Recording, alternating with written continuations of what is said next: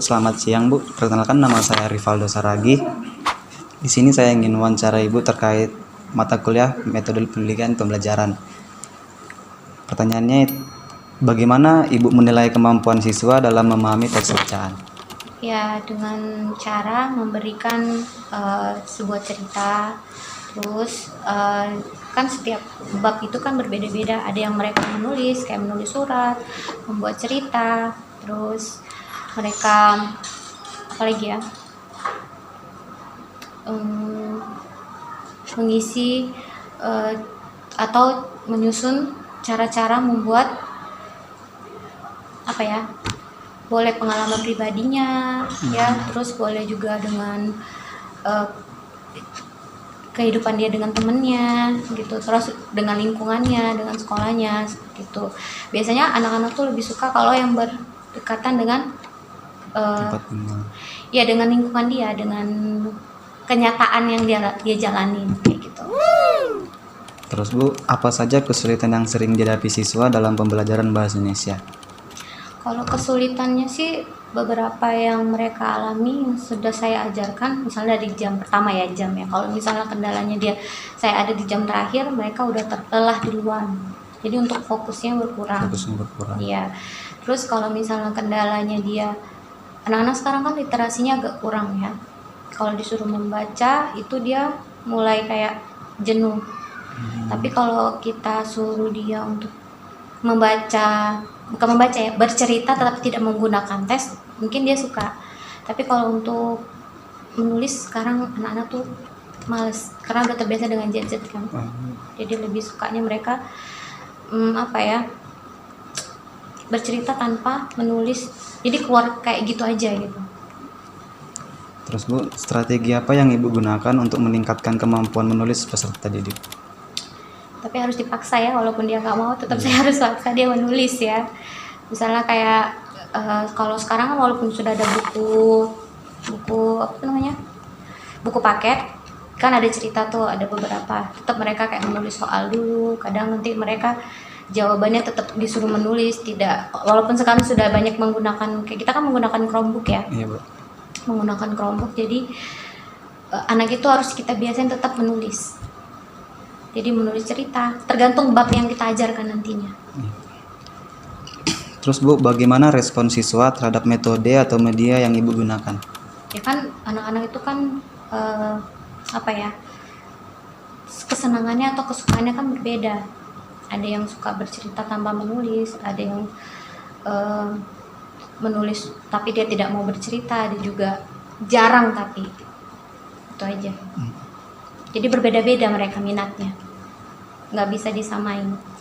Terus untuk kendala utama yang Ibu hadapi dalam mengajarkan materi bahasa Indonesia Bu, apa Bu?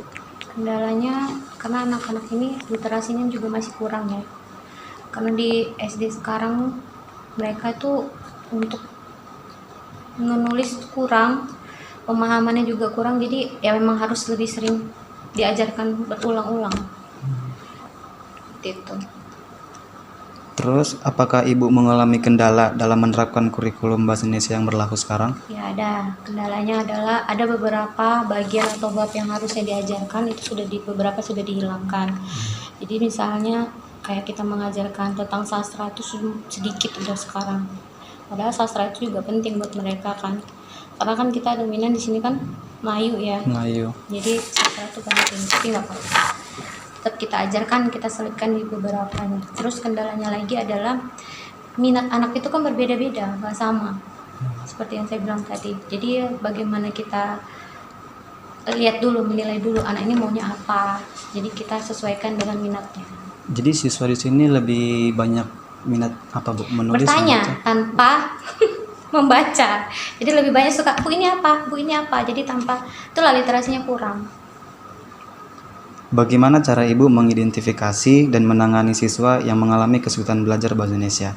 Ya dengan penilaian awal kita lihat, setelah kita udah kasih seperti kayak catatan atau kita suruh dia membuat sesuatu, dia kurang dalam hal itu, misalnya buat cerita nih yang ada yang udah pernah kamu tonton nih, cerita apa aja, terus kira-kira kamu bisa nggak bikin hal-hal yang untuk berimajinasi lah gitu, nulis itu kendala yang masih sulit untuk berimajinasi.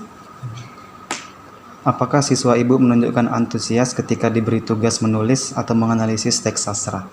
Itu balik lagi ke minat anak masing-masing, jadi nggak bisa diratakan karena kan sesuai sekarang kan kurikulumnya diajarkan sesuai minat dan bakat anak, jadi gurunya yang harus memilah-milah. Bagaimana ibu memanfaatkan hasil evaluasi siswa untuk memperbaiki proses pembelajaran? Ya saya manfaatkan kayak memberikan mereka support, kalau misalnya ada bagian-bagian yang mereka kurang mampu atau apa, saya ulangkan kembali atau saya panggil. Terus kalau misalnya mereka yang sudah mencapai tujuan dari pembelajaran itu, ya saya kasih tahu nih, teman kamu udah bagus nih, coba kalian belajar lagi dengan dia, seperti itu. Manfaatkan dengan teman sejawatnya yang lebih kompeten lah. Pertanyaan terakhir Bu, apa harapan Ibu terhadap pelatihan guru atau pengembangan profesional dalam meningkatkan kualitas pengajaran bahasa Indonesia? Ya setidaknya lebih update ya, terus tidak monoton, dan guru-guru yang lain juga ataupun apa sih kalau yang memberikan pelatihan juga tuh mereka juga lebih sering, lebih update lagi, jadi ilmu kita tuh tetap bertambah, nggak stuck di situ aja gitu, berkembang lah istilahnya kayak gitu. Jadi harapannya ya lebih baik lagi lah ke depannya. Baik Bu, terima kasih Bu. Terima kasih telah menjawab pertanyaan dari saya. Ya. Semoga jawaban Ibu bisa saya kembangkan ke depannya. Baik, terima kasih. Kita selalu